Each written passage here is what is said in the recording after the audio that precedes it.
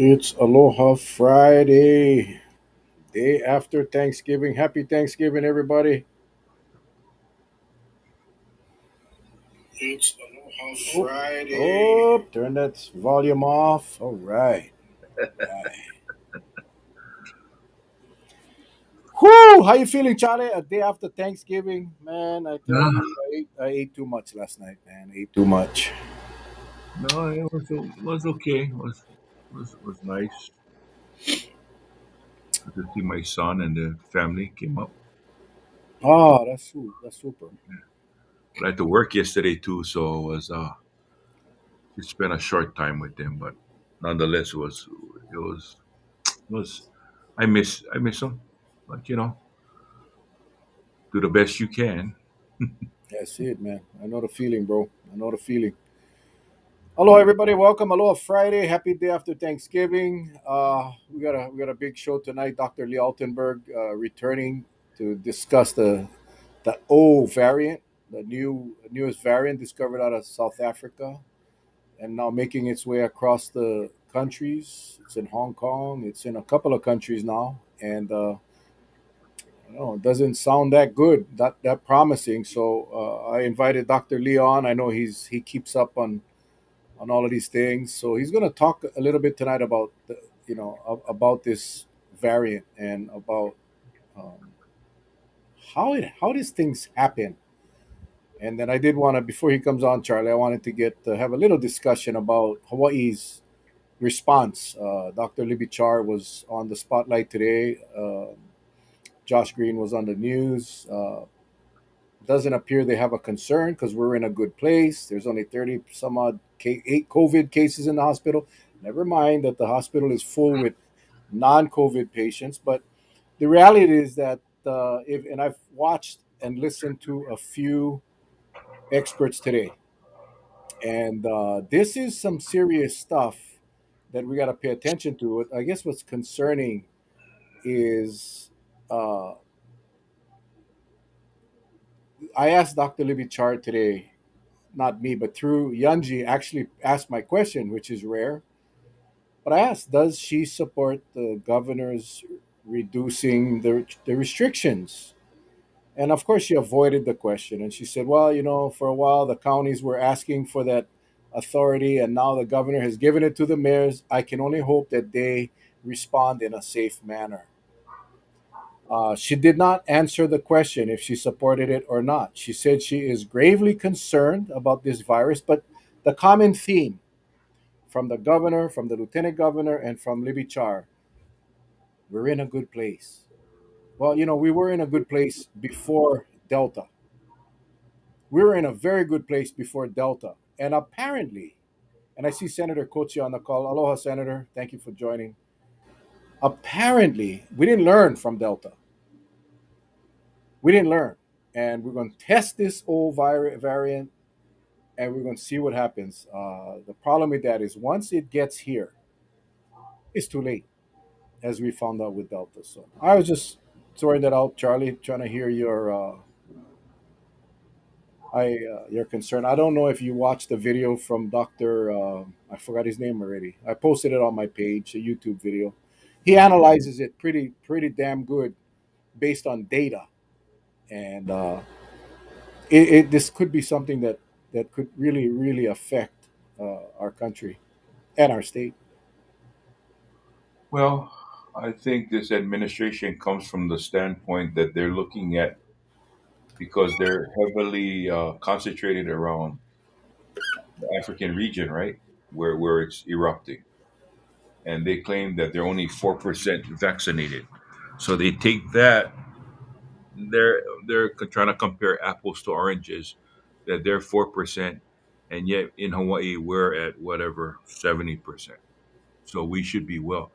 But I think they missed the boat when all that was shared today is that this particular variant seems to be a gangbuster when it comes to the present day vaccines we have. And the present day vaccines may not slow it down, right? And so, and at the very same token, the lieutenant governor makes a comment, which, it's a valid one. I got to believe what he said, and that is he's a little worried because he's already made landfall in Hong Kong. Well, you know, here you have this circle, right? If we're in this circle and every other place, whether it's the United States or other countries, wants to get into this circle, that variant can make landfall by proxy. You know that, and I know that. They just got to touch a place that is not even on our radar and come in through that way. Because why? We don't treat everyone coming into the state the same. And that's the problem. When they're not treated the same, and that is safety, safety, safety, safety.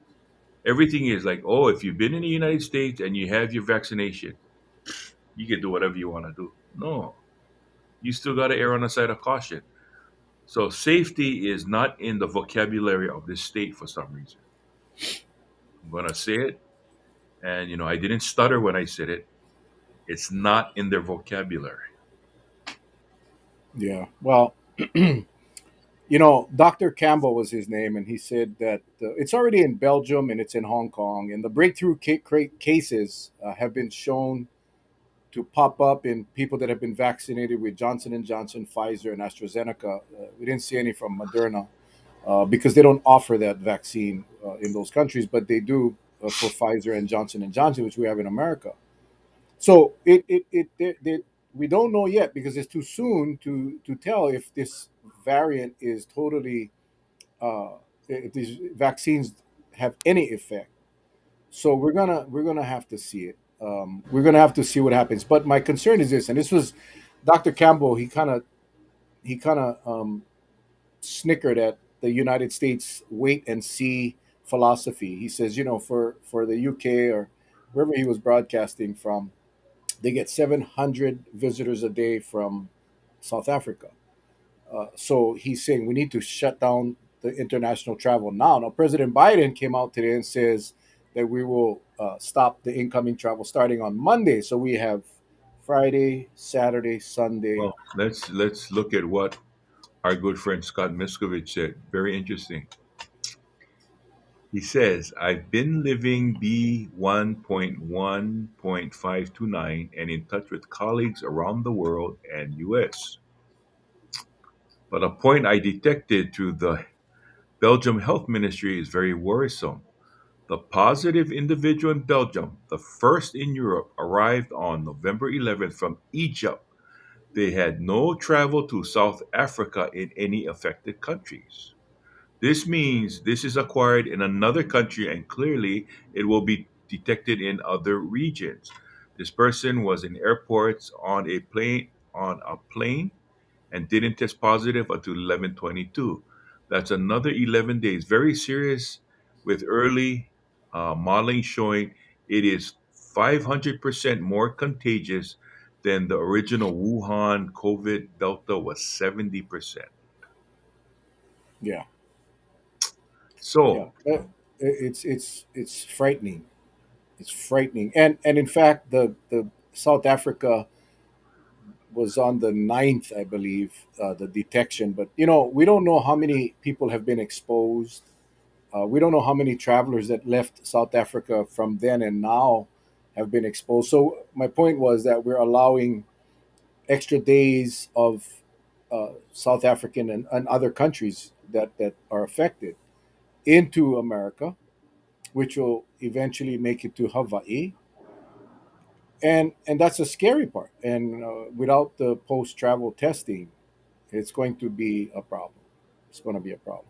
mhm, yep. So, So, but again, what troubles me the most, Charlie, is the states.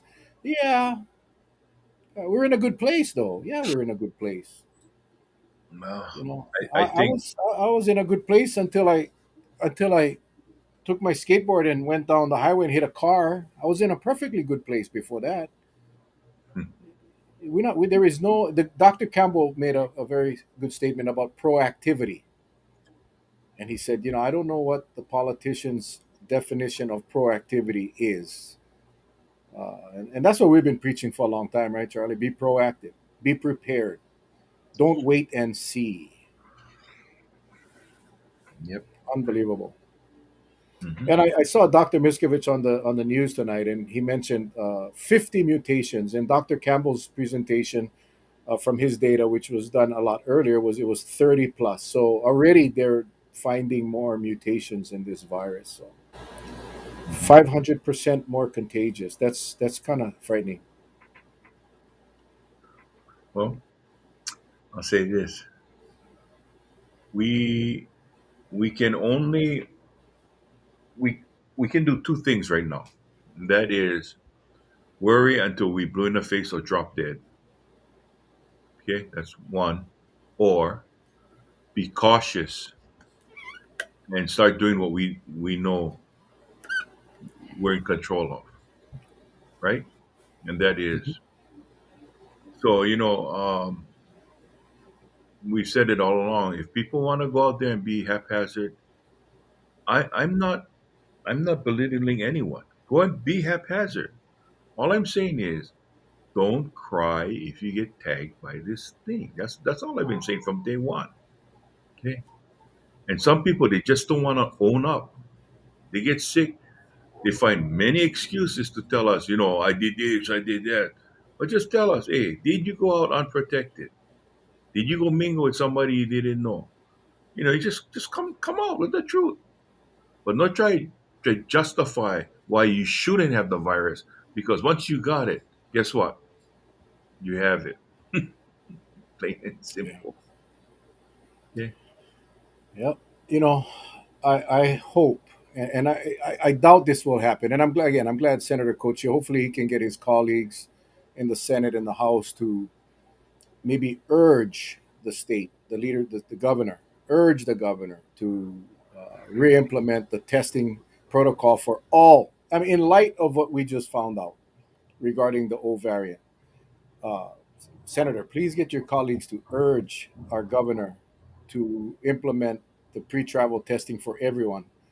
I would love to see post-travel testing as well, because once that variant gets to our island at that level of contagiousness, we're not going to be able to control it. And like I said earlier, Dr. Park, not Park, but Dr. Char today mentioned that we only have 37 or whatever COVID patients in the hospital. If you talk to the people working in the hospitals, it's filled with non-COVID patients. We cannot afford another surge. So I'm hoping the legislature can urge the governor to reconsider this lessening of restrictions at a time where we know this new variant is going to make its way. If we wait and see, if we wait until it reaches Hawaii, it's too late. So that's my ask, Senator. I hope you can take that back to your colleagues. I hope there's a method to get the governor to reconsider, because it's not funny, man. This thing comes here as bad as it is, as what the experts are saying compared to Delta. We don't want to go through that again, and this will be worse. It could be worse. So anyway, we'll wait and see what Dr. Altenberg, his analysis. He's going to talk about how these things happen, and I'm hoping he gets on soon. Yeah. I know there's a Anyway, tomorrow,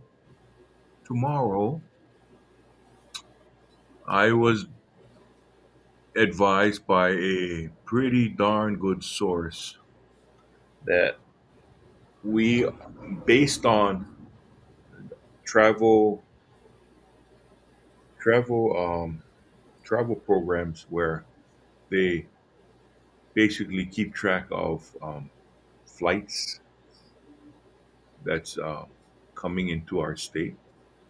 But for Kauai, coming into Kauai tomorrow, uh, I've been told, I want everybody to be careful. I've been told that we should anticipate close to 6,000 arrivals tomorrow alone. 6,000. that's a lot of people coming into Kauai. Yep. And we'll just wait and see. I mean, that's all we can do. I know you wear your mask. Make sure you stay 6 feet away or 8 feet away from people, Charlie. We worry Well, about you. I've been kind of a little on the aggressive side, letting people know that I don't appreciate them invading my space. But I smile when I tell them beat it.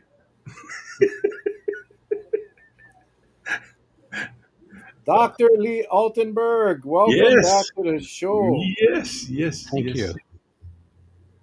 Good to We're see you. just chatting. We're just chatting a little bit about the O variant, the new information that's coming out, and the fresh information coming out pretty much every hour.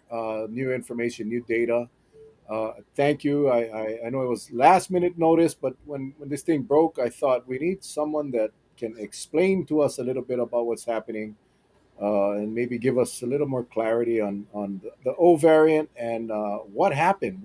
How did O variant now take over Delta in Africa and possibly some other countries? So you got the floor, my friend. Okay. By the way, Well, Mel, this is Doctor Lee Altenberg, guys. Most of our viewers know who you are, but welcome again. thank you. So, um, like you guys, I'm trying to catch up on the latest information as well as everybody. We have very little out coming out from South Africa so far. So, actually, I was listening to your introduction, and I think you nailed most of the salient facts about the about this new variant. So, why don't you so what I bring to this is I study evolution. I make models of evolution, and that's my realm of expertise. So population dynamics, exponential growth, these sorts of things. So if you have any particular questions, that would be a good place to get me started. I think I'm not sure if you got a chance to watch Dr. Campbell's presentation today. It's a very short one. It's on my Yep, page for those it of was you that want to fantastic. watch it. I mean, I had never seen him before, and I Oh, appreciate one of our viewers had shared his that video with me. But he spoke about a lot of things. But one of the things that he spoke of, which and his face made that look that got me concerned, was exponential growth. He also talked about the mutations, the level of mutations that create these spike mutations that will affect how, in fact, vaccines will react. And but maybe we can start with the mutations and the exponential growth that he discussed. yeah. So nobody would be worried about this if it wasn't growing really, really fast. And just from the past few days' data, it looks like the cases are doubling every day. Which is absolutely explosive. So when the coronavirus first hit, all right, when it first hit Hawaii, the doubling time was about 3 days in the world, and so and that was horrendous, and that was as bad as it's been in Hawaii. In the At the height of the summer Delta surge, the doubling time was about 9 days. Okay, so doubling time of 1 day is completely off the chart, and let's hope that's only a result of preliminary data, and that it's much lower than that. But in any case, it seems to be taking off, becoming dominant in multiple areas in South Africa, not just one. So it seems to be a property of the virus that it does this. So it has 32 mutations on the spike protein. I haven't seen anything about how many mutations it's got elsewhere, and 10 mutations around the spot that grabs on to the angiotensin converting enzyme 2 on our cells, which is where it's able to that's like the lock that it's able to open, that penetrates our cells and gets its machinery starting to replicate. So it's got 10 mutations there, and so we don't know anything about the biology. The most salient fact about the biology that I've seen is just the explosive growth rate, and so we should, they should be giving more information every day about what the rest of the biology is. So one thing Dr. Campbell brings up is it would be great actually if it was explosively replicating and spreading, but a completely mild virus. All right. So this is actually what happened in the 2009 H1N1 influenza pandemic. So that had explosive growth and grew up. It spread all around the world very rapidly, but it was much less lethal than the standard seasonal virus. Okay, and so huge numbers of people got it, but very few died from it. And so that that's kind of like your variant to dream of, but we have no idea what its properties are. Um, so how did it get so many mutations? It doesn't look like it's a descendant of Delta, from what I've read. And by the way, so I hate to make mistakes and I hate to say wrong things. So if there's anything I say that needs correction, I hope that the listeners will promptly post a correction, and that Mel and Charlie will bring it to my attention. So all right. So when I mean Highly unlikely. Highly unlikely. But go ahead. so so when I'm at the chalkboard teaching math, I make lots of mistakes on the chalkboard, okay? And I hate it. And I try to correct them as soon as I can. But I give the students, if they find it before I do, if they find my error before I do, I give them extra credit, okay? So it makes a little bit of a game.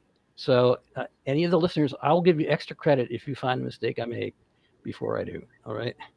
Um,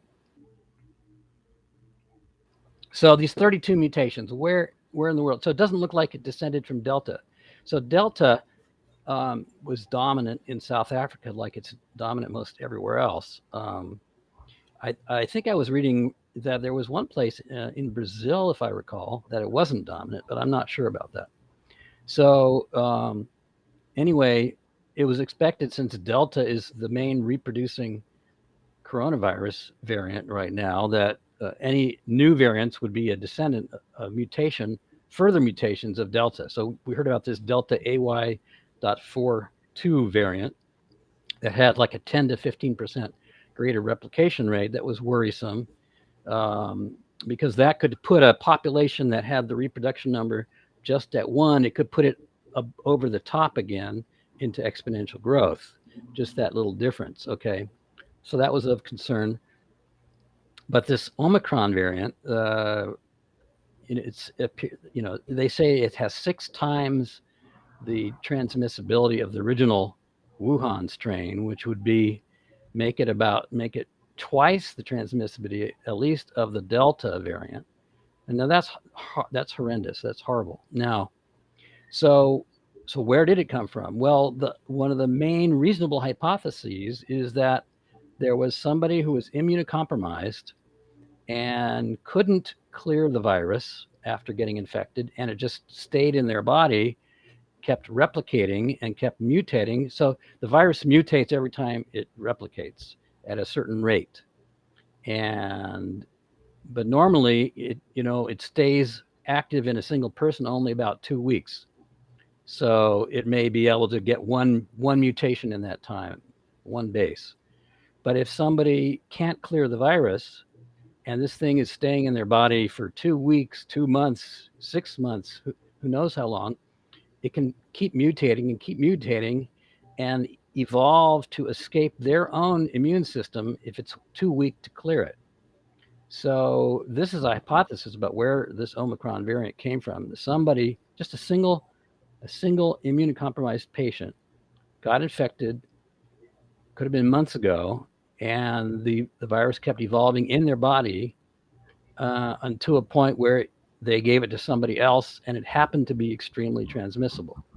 And then it started to grow exponentially. So that's a reasonable hypothesis. I don't know if it'll ever be proven, but that's how a single person transmission can make a difference. Okay, so at any rate, it's here, it's out, it's spreading, and so we're going to have to deal with it. So was that helpful? Absolutely. I think that single point mutation or whatever. I know Dr. Campbell talked about that. They suspect that it came from an individual that was infected with HIV, immunocompromised, and that's where the mutations started to occur, and which makes a lot of sense. And I guess the concern we have is, I think we all and everyone across in the world is concerned about how resistant will this variant be to the vaccines. It's still too early to tell. But I did hear him say, and I mentioned it a little earlier, about the three vaccines that they have already found the breakthrough cases, and that's the Pfizer, the J&J, and the AstraZeneca, I believe it was, or maybe another one. But those were the vaccines that were being administered in those countries. But it's already in Hong Kong, it's in Egypt. Heaven knows how many other countries. I think every day we'll probably hear more and more and more because of the amount of travelers that come out of South Africa and those countries. Is that something we should be concerned about here in Hawaii? I think so. Yeah.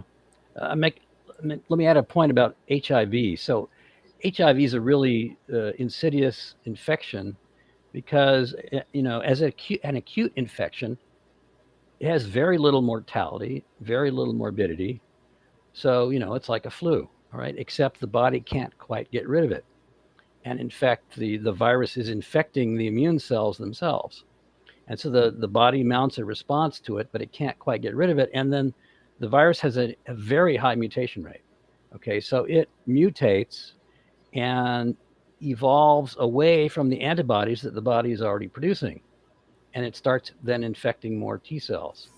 And then the body puts out a response to that and it's able to clear it, but not quite get rid of it. And then it makes another mutation, which then evades that new set of antibodies, and it keeps doing that. And in like 10 years, it burns out the immune system, and so then the immune system crashes, and that's when AIDS happens. So if this coronavirus were in somebody who couldn't quite clear it, and it was evolving to evade their antibodies, so the antibodies that this person produces are unique, right? So everybody, when you get an infection and your body produces antibodies, they are almost all unique and not produced by any other exactly by any other individual, because they're actually being produced to order in the body to fight this thing. And so if the virus is evolving in a single person to evade their particular set of antibodies, this is not going to be a universal evasion of immunity. It would be to this particular person. But the problem is that, and so, this may happen a lot of times, that immunocompromised people have coronavirus for weeks or months, and it evolves in their body, but it evolves in such a way that it's no good to get transferred anymore. All right, that it evolves in such a way it evades that person's immunity, but it's no longer any good at being contagious. That probably happens a lot, and you never even hear about those variants. But this particular variant evolved not only to survive in this person, but to be incredibly contagious. And just the luck of the draw, and that's why we know about it. So, so it remains. Hopefully, we'll learn even in the next week how effective the vaccines are against it. But one thing we know is that since South Africa, from what I've read, is 24% immunized against the coronavirus, and at that rate, that's not a lot of selection pressure on the virus to evade vaccination. And so the main thing that's driving it is probably just its raw contagiousness. Now, I'm not up on what estimation of herd immunity from natural infection South Africa has. Some areas, like the Manaus region of Brazil, had such high infection they thought it achieved herd immunity, and then the P1 variant swept in and caused a whole new surge, and that's how we heard about P1. So people were getting reinfected by that variant. So we don't know if this Omicron is reinfecting people who had been previously infected by the earlier variants, or whether it's just massively infecting people that have never been infected and not vaccinated. So these are all things to watch for in the news. questions to be answered. The other thing he talked about, which was pretty interesting, and I guess I never thought about that, but it does make a lot of sense, is we don't know if this variant creates serious illness at this point. But he's saying it could be a good thing if, in fact, it's contagious and it rapidly spreads, but it doesn't create major illness or death.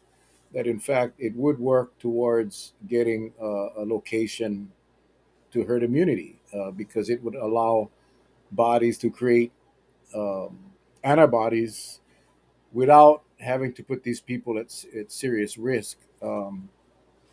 We don't know at this point, but that's an interesting phenomenon that we would hope that if in fact it is going to go across the world, that it would not create serious illness and death. Yeah, so that's the H1N1 scenario that I mentioned, where you had this extremely contagious but really mild virus, influenza virus, that swept the world, but didn't, but actually killed fewer than the normal the rate of the seasonal influenza virus was. But I would not put my bets on that with this particular virus, because so what makes it so contagious? All right, that means that, for one of two things: a very small amount of virus is enough to start an infection in a person, or two, the infected person puts out so much virus, just massive amounts of virus, uh, that it can infect lots of people. All right, so if the way that the virus, it monkeys around with your own cells and turns your own cells into a virus production factory, and if it can do that quick enough, all right, and infect somebody else before your own immune system kicks in, your adaptive immune system kicks in and shuts it down, then that's how it survives and that's how it transmits. So in order to do that, it has to crank out massive amounts of virus, and that's going to mess up your own tissues. Whatever your tissues were supposed to be doing to make your body work, they've now gone into producing this virus, and this virus is now in copious amounts around your body, doing mischief, and so in order to do that in a quick amount of time to infect other people before your own immune system arrives and shuts it down, it's got to have massive production, and that could be very disruptive to the body's own functions. So that's why on sort of first principles, I would expect something really contagious, that's contagious not because it's avoiding pre-existing immunity, but just because of what it does. I would expect that to have higher mortality and morbidity, but we'll know about it probably soon enough. This is some of the alarming statistics coming out now. This was 5 hours ago. Thank you, Laurel. On November 16th, 273 new cases. A week later, it reached 1275, and that doubled to 2465 the following day. As you said, it doubled in a day. Um, Let me just ask. I did have here. Here's another question from Gina. Can medical science identify any virus within the human body, no matter its strength? Oh, no, it's you'd think we would be able to, but it's so this is not my area of expertise, but uh, things can be very what's the word, evasive of our technology. So you have to. So the way that we detect the coronavirus in somebody's nose is this thing called PCR, polymerase chain reaction, and that's because once the whole virus was sequenced, you can take a little chunk of that DNA sequence. Well, it's an RNA virus. Take a chunk of that RNA sequence, and then what you do is you make it into DNA, and then you take the sample from the person and you convert that into DNA, and then you amplify it to many times by, and the way that works is it sticks to this little piece of DNA that you've got because the sequence matches. All right, so you already have to know what you're looking for in the PCR test to be able to find that the virus is there. So in terms of unknown viruses, well, you can do what's called metagenomics, where you just take a whole bunch of tissue and sequence everything and look for anything that's out of place. So that's the way, for example, at the University of Hawaii, they've discovered vast amounts of viruses in the ocean. All right, these are viruses that infect the ocean plankton, and I think something like there's 3 times as many viruses in the ocean as there are algae cells or plankton cells. And so that's discovered by this process of metagenomics. So that, that's all I can say is that people are discovering new viruses in humans all the time, and it's still a pretty uncharted territory. So, Doc, where do we go from here now? Your forte is modeling, mathematics, and utilizing the data. I know it's still too soon, but based on what you're seeing, what's going on in Africa and the other countries, what's your fear? What's your concern? Or I guess the better question is, should we be concerned with the numbers that we have seen so far? Dr. Campbell, again, he put it out so well. But what's your what will you, as the scientist, be looking for in the upcoming days? So if this thing is really contagious enough, we could get another wave like the summer Delta wave. All right. If it really escapes our vaccine immunity, boy, we're really up the creek. So there's these huge unanswered questions that will say how much of a threat this is. But none, it hasn't. None of it's been ruled out that it couldn't be what's called a variant of high consequence. So we haven't. None of the variants so far have reached the level of variant of high consequence, where the contagiousness is much worse, the mortality is much worse. Remember the original SARS virus back in the early 2000, into 2002, I think it had 20% mortality. That's over 10 times the mortality rate of our SARS-CoV-2. So there's no law of nature that says this virus has to stay as low a mortality as it has. So it's only really a law of happenstance in terms of what it's discovered, what kind of evolution has taken place. So it could be really horrible. Um, that possibility hasn't been ruled out, and let's hope it is quickly ruled out. Over the next few weeks. Or I should say, few days. But the thing is, on the hopeful side, is that these mRNA vaccines, they don't they're produced chemically. All right, they don't require living things to produce them. They're just chemicals produced, and they can be produced on a massive scale and produced very quickly. And BioNTech, the company that came up with the Pfizer mRNA vaccine, says that in 100 days it could have a vaccine to this new Omicron sequence in production and being delivered, not in mass quantities, but in some quantity. So I don't see any reason in principle that a vaccine against it couldn't be rapidly produced and deployed. So then the question is, will it be rapid enough to protect people versus the rate that it's growing, the growth, the exponential growth of the case numbers, and that's a matter of time.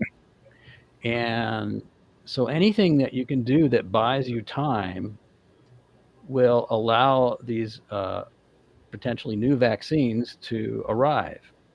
So, so the Delta variant is so contagious that the most effective countries in the world that actually had achieved zero COVID have really had a hard time keeping it out. So I certainly don't think that Hawaii could keep it out. But what it could do is keep it at bay and keep the numbers low enough, long enough to allow the, you know, the new vaccines to this variant sequence to be produced. So that we need to think about buying time. Doc, but it seems pretty evident as things are opening up here in Hawaii that it seems quite obvious that patience is not a virtue. And I think what you're asking for is patience. So we're kind of up against the creek in both matters because it looks like we don't have patience, and people are, for whatever it's worth, is really having a hard time trying to keep themselves safe because they've been locked down for so long. So it kind of adds to the puzzle of, in order to be successful, we got to play by a certain set of rules. And right now, patience is one of them that these people don't have. Well, this comes down to, how much grit do we have, all right, Mhm. as a society? We are at war with this virus, all right. So, I'm sure during World War II, people were getting impatient that the war wasn't over, Hmm. but there was a national determination, and they talked about various inconveniences. My dad used to say this, for the duration, however long the war was. We're going to do this for the duration, and so the problem is our media is based on selling us stuff, all right, and creating desire and then instantly satisfying that desire by buying something. And that's kind of like the normal day-to-day messaging that we get is, here's this great new thing and you want it and you can get it, and now at 99.95 for this week, for for Black Friday or whatever. And I worry that we have lost the art of grit and the art of resilience in the face of major challenges and the face of this pandemic, which is this war of viruses against us. And so, what do you do in the face of an unpleasant reality? Well, you can deny it and go along, try to live your life as though it doesn't exist, but that's usually doesn't end well. All right. So, and I really, this is what's I think so destructive about the messages that were just in the past few days. I heard the lieutenant governors say, we're at the tail end of the acute phase of this pandemic. Hmm. How in the world can he possibly say that? There's no scientific basis for that. And all that does is create impatience in the population. And Exactly. instead, I think we need to be, what's the word? Given the sober message that we are against a formidable enemy that has not relented, and that we need to have the grit and the tenacity to stop this thing, all right, and to protect each other from this. That's, Hmm. I think, the public message in terms of just a frame of mind. We have not achieved victory. It's like uh, a week before the D-Day invasion, saying, well, we're at the tail end of the war now, and so things are going to go back to normal soon. And that certainly wasn't true. It would take months and months of heavy fighting after the invasion to finally defeat Germany. So I think the leadership has a very important role of setting the tone and setting the expectations, and it's extremely important to ground people in the reality of this pandemic. So, and as the Omicron variant's arrival shows, it's not defeated yet. We have the tools. All right, we can make the new tanks and the new bombers in terms of the new variant vaccines, but it takes a while to deploy them, and we have to prepare to hunker down uh, for whatever comes along. That's the kind of message I would be putting out, instead of saying happy days. It's happy days are in are soon arriving, and so you know, just wait a little bit more, and we're going to have lots of fun. Uh, when that's just not the reality of this pandemic. I think we speak about transparency and being realistic with the public, and I think you said it much better than I can. But it is really being straight up with the people so they understand that this is not over. We had the Honolulu mayor saying that we are now endemic. He's encouraging people to go over the holidays to go mingle up was his exact words. And I'm thinking, wait, I am not a scientist. I'm definitely not a doctor, but I can read and I can understand English. And like you said, Doc, there is absolutely no scientific basis for comments like that. But what it does do, it puts out the perception that it's safe to go out again. And a lot of people are doing that because of what they heard and what they hear every single day. When they make comments like "we're in a good place," we will wait and see. And I remember Dr. Campbell made it very clear: wait and see. You wait. It's going to be too late. So I don't know. I don't know what else to do. Again, I don't know if the Senate president is still on. I'm hoping he's still on, because I think this is the point where the legislature and even the county councils need to step up to the administrations and say, hey, we really want to urge uh, you guys to be safe and to maybe put out a message that is fair, scientific, and accurate to the people, as opposed to encouraging people to go out and have a good time. Hmm. I don't know, kind of scary. What's based on what you've seen? I know, and it's unfair to ask you, Doc, because it's so soon. This information is so fresh, but it's no doubt. I don't have a doubt that the old variant is already here in America. It just has to be based on the amount of travelers coming in from South Africa and those countries into the United States. How long before you think we actually identify cases here, not in Hawaii, but in the United States? And if it's at 500 times more contagious than Delta or COVID, that spread could happen quite quickly. You have any idea on what kind of Yeah. timeline we're looking at? So it's not 500 times, it's 500% more. So I don't like to use percent because when something is 100% more something, that means it's twice as much. When it's 200% more, that means it's three times as much. So it gets to be very confusing. So when you say it's 250% times, uh, 250% more contagious, that means it's three and a half times as more contagious. So that's very confusing. So what they're saying is that it's six times as contagious as the original Wuhan variant.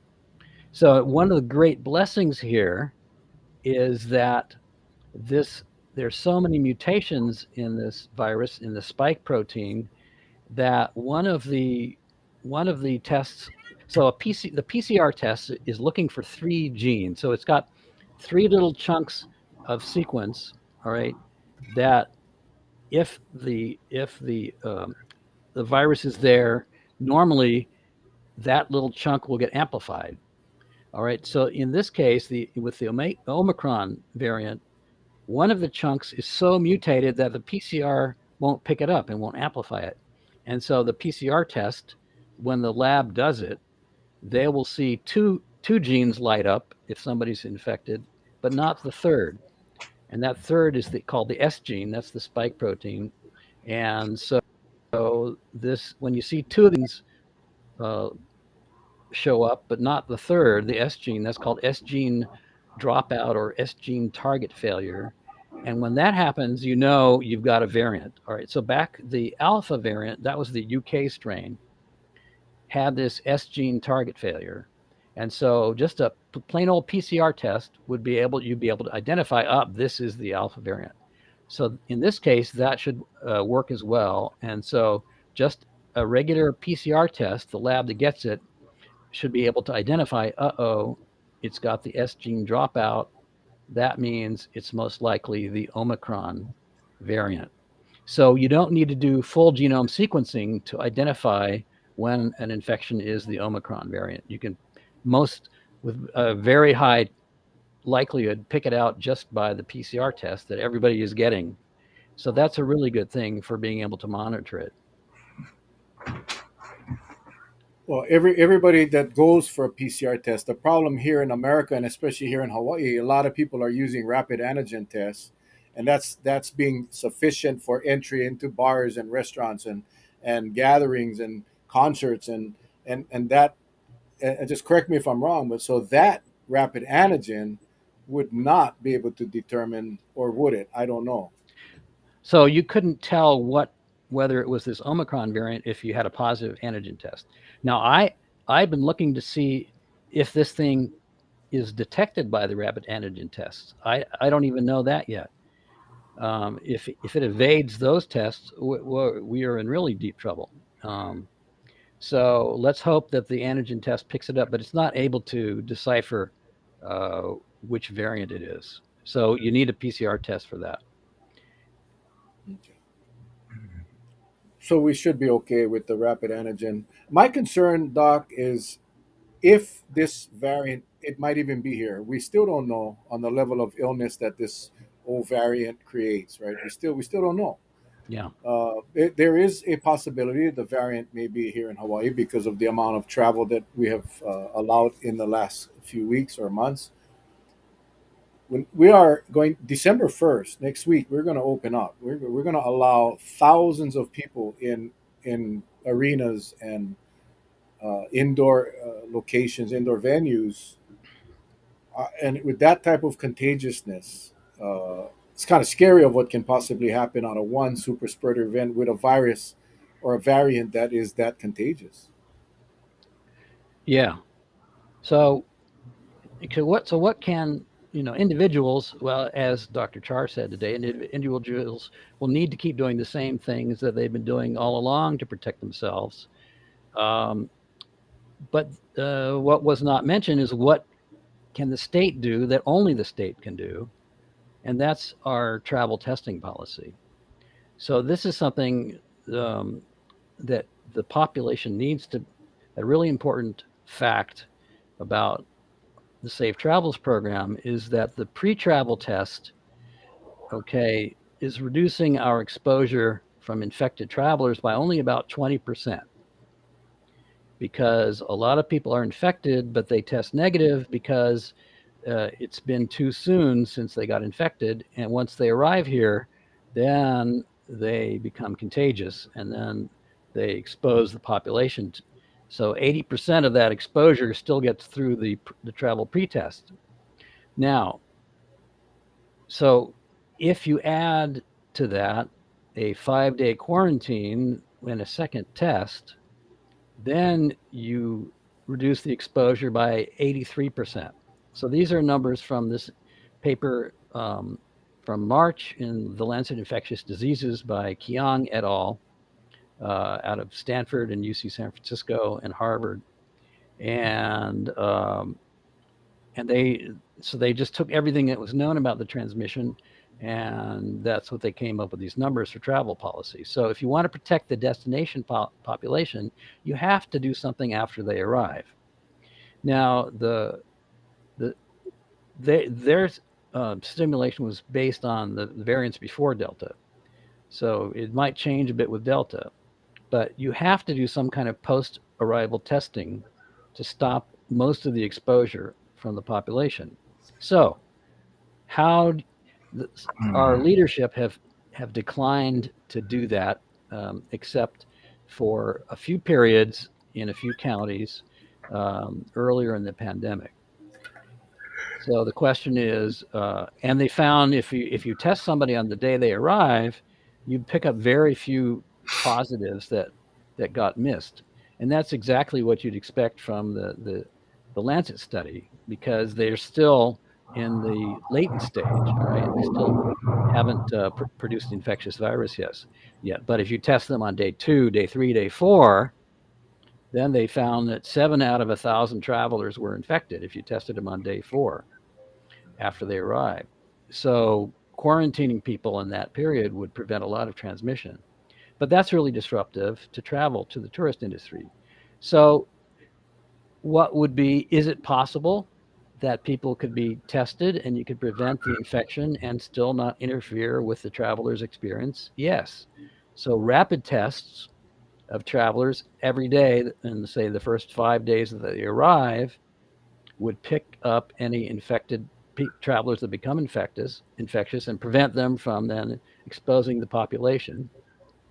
They get up in the morning, they take their rapid test, it's negative, and then they go out and have a great time and spend lots of money in all the local businesses. All right, so it is possible to to have a system that doesn't disrupt tourism, but that protects the population. So the question is, you know, the leadership haven't determined that we really needed it. All right, because our hospitals hadn't filled up.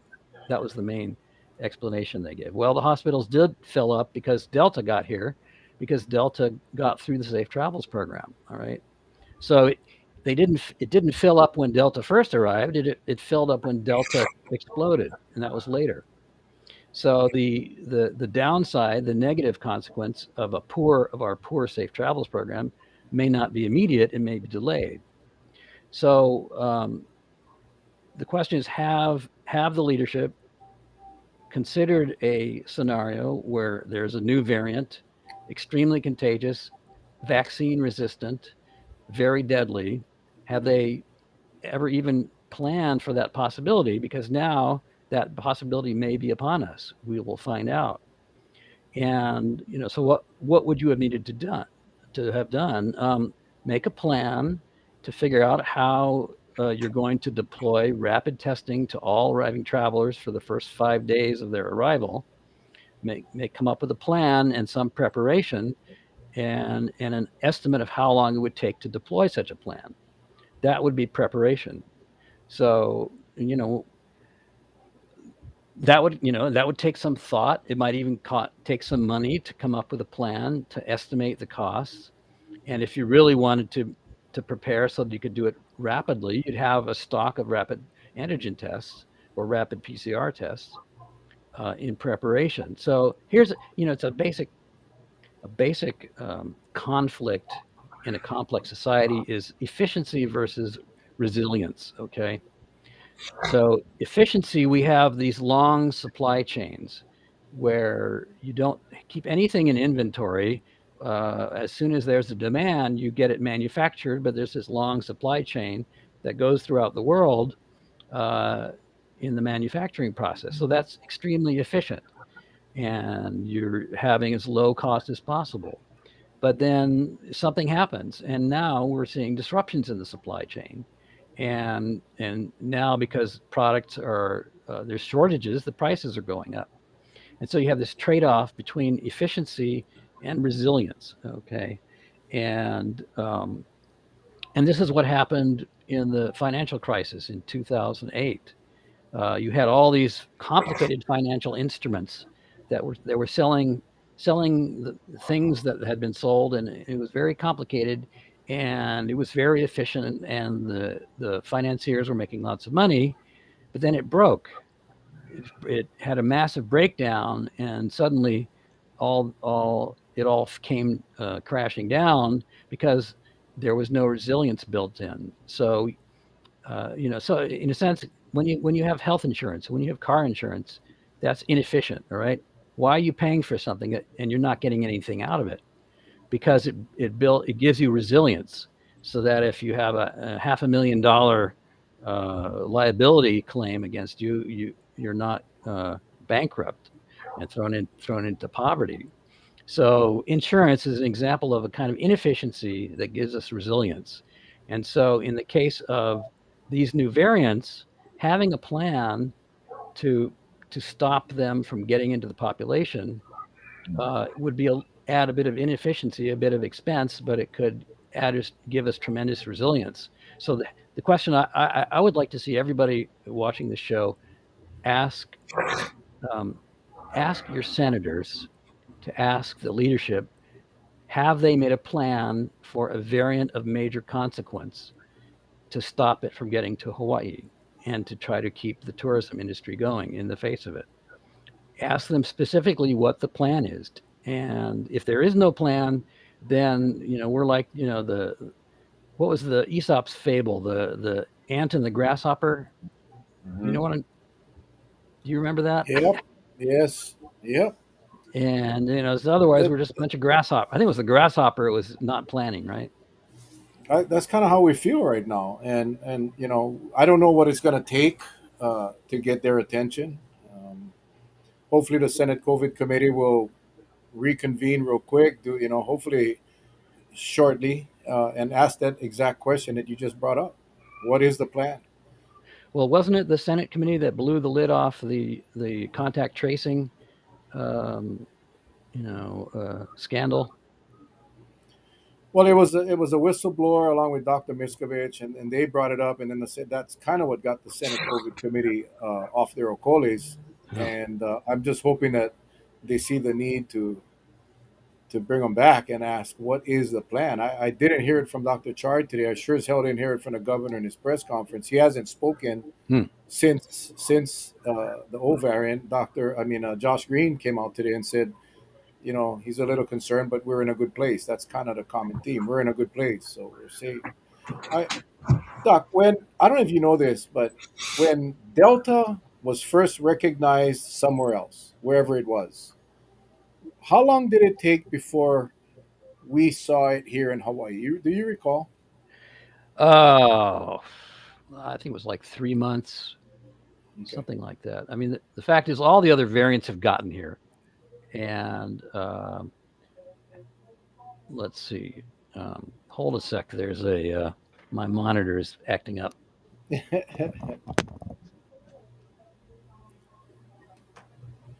Okay. Um, so everything gets here with a few weeks delay, probably just because of the it has to get here through travelers. You can't just drive across the freeway and get here.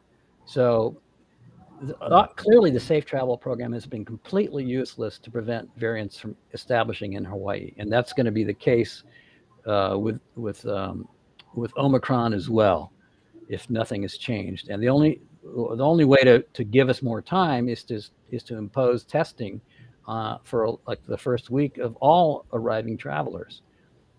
So if we don't do that, then we can count on Omicron spreading rapidly in Hawaii. And so the problem is I don't see the local media asking these hardball questions of the leadership. I've seen the Senate committee. Boy, they ask some really great questions, and I'd like to see them continue that work. So that's an institution that I think has done well in terms of not giving us empty platitudes and false reassurances.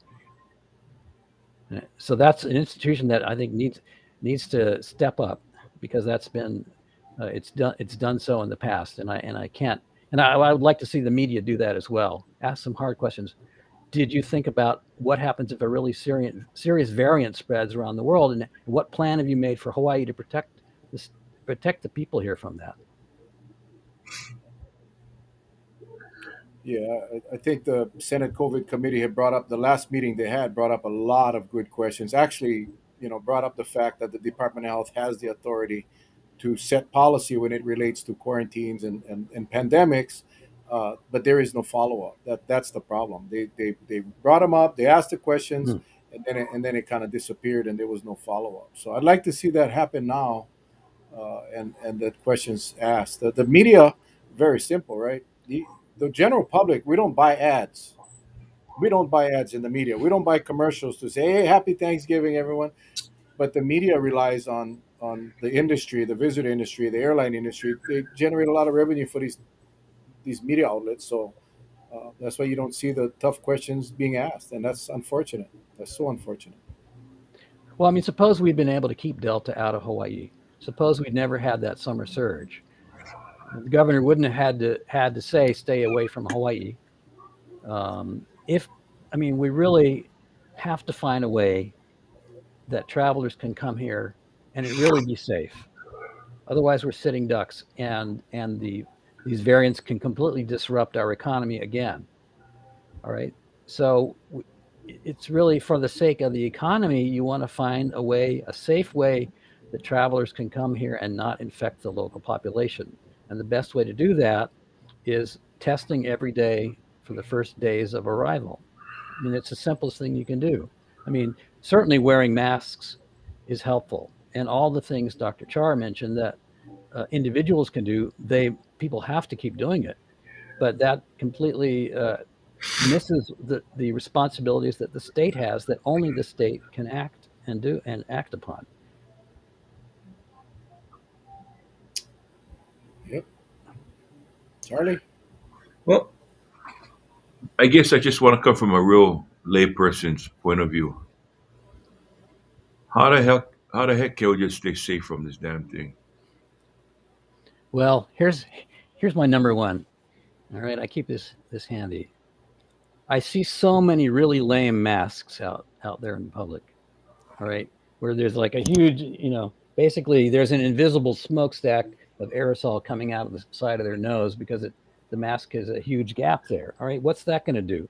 How's that going to Right. protect? So this cost me $1.50. All right, Yep. and this is the most comfortable one I found. So these are 3M. They're called Aura, AURA, and you can buy them on eBay for $1.50. And so I think the my favorite is it's the 9210 plus. All right, 9210 plus. It's got nice elastic straps that don't snap, and you can reuse them a lot. And this thing has been very, very nice soft foam here against the nose. Some masks like make my nose raw. All right, they're very uncomfortable. So, but this is the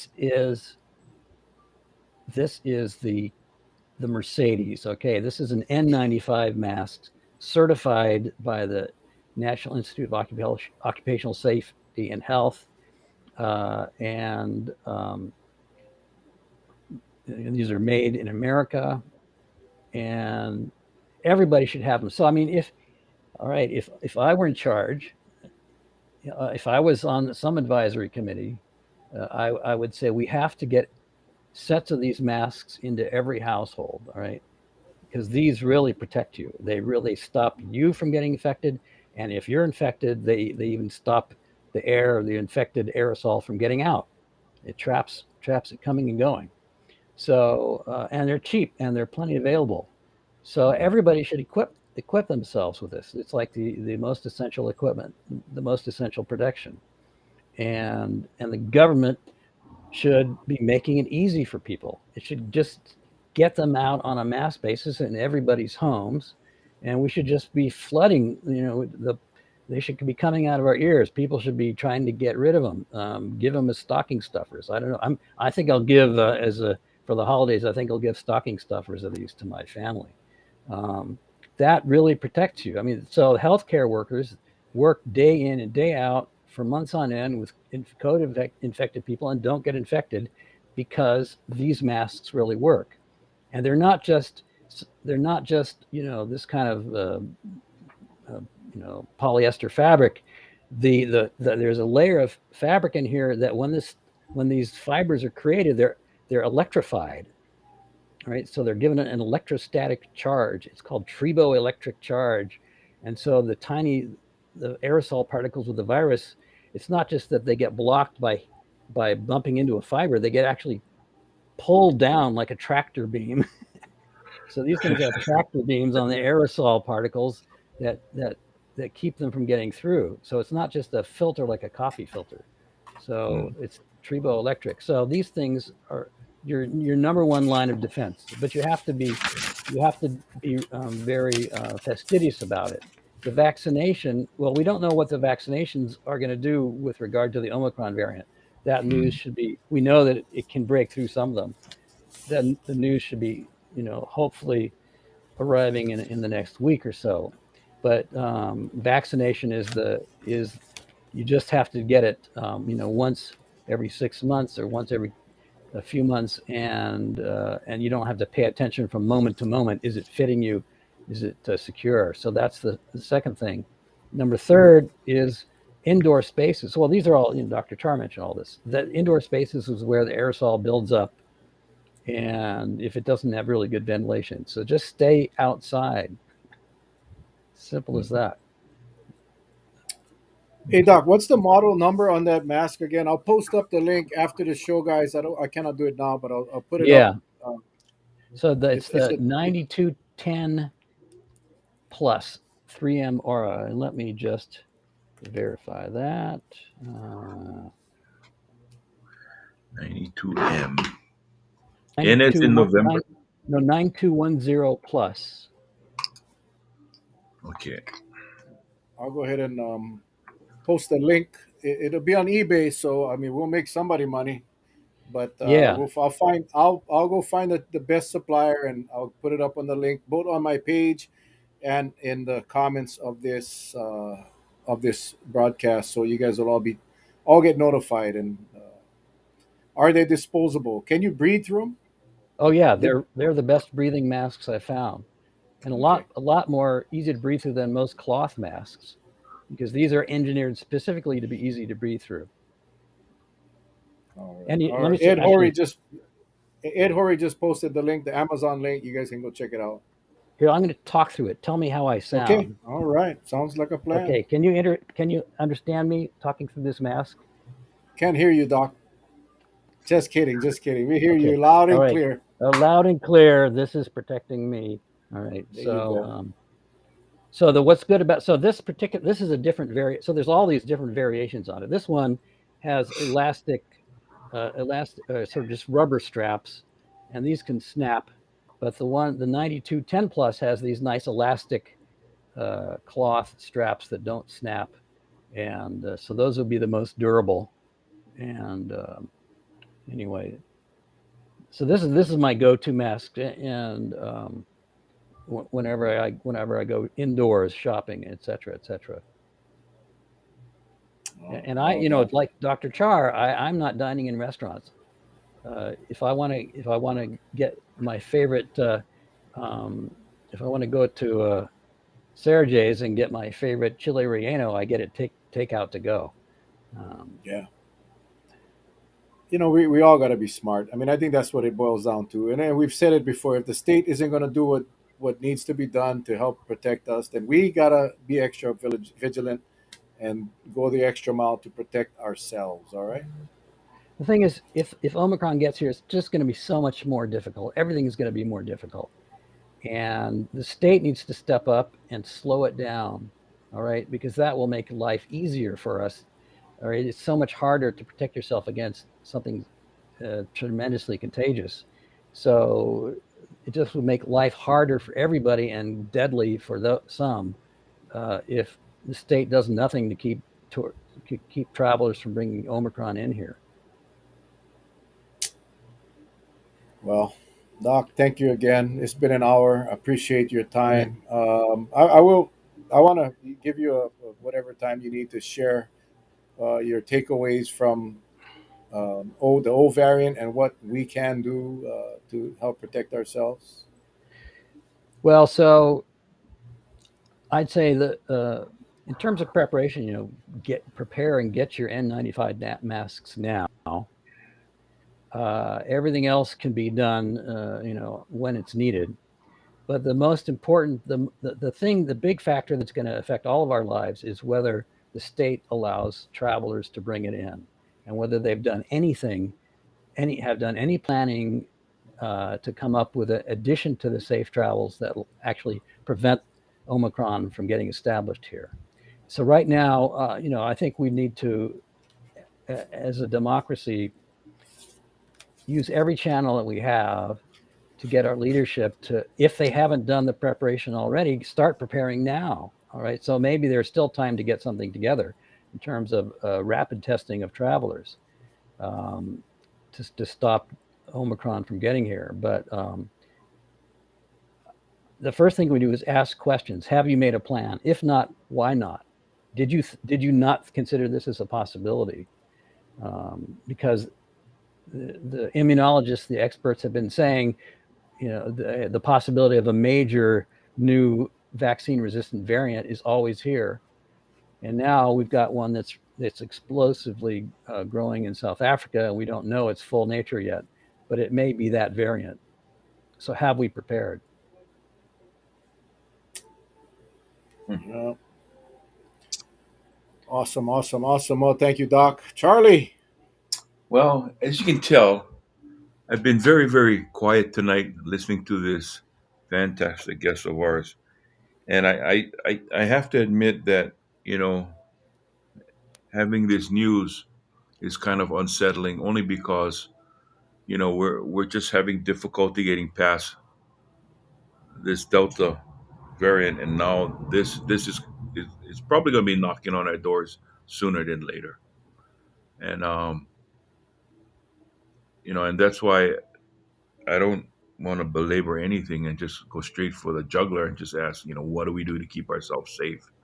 So I hope the village, all of our family and friends out there, I hope you heard real loud and clear what's going to at least help a great deal, and that is to mask up.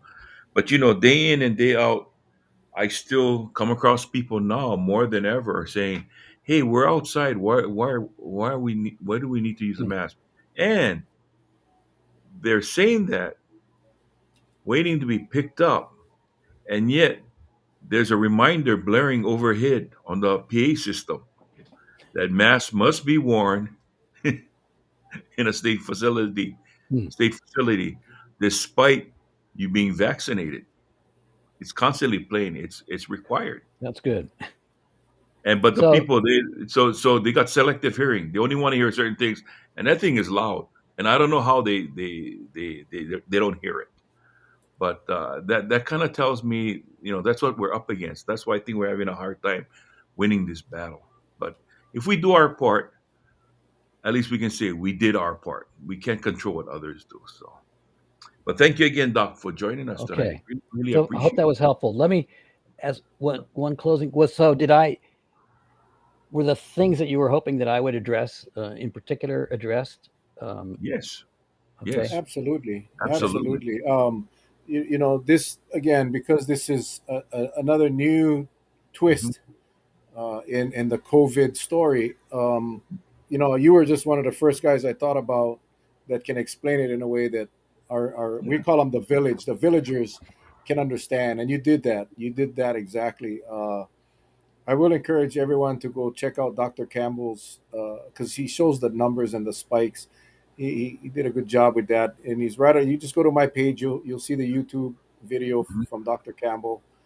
Um, but again, it's going to boil down to what we do in this state, and I think as Dr. Altenberg mentioned earlier, reach out to your representatives, your senators, ask them to hold our administration accountable. Ask them to demand a plan of action for this old variant. We do not want to go back to where we were with Delta.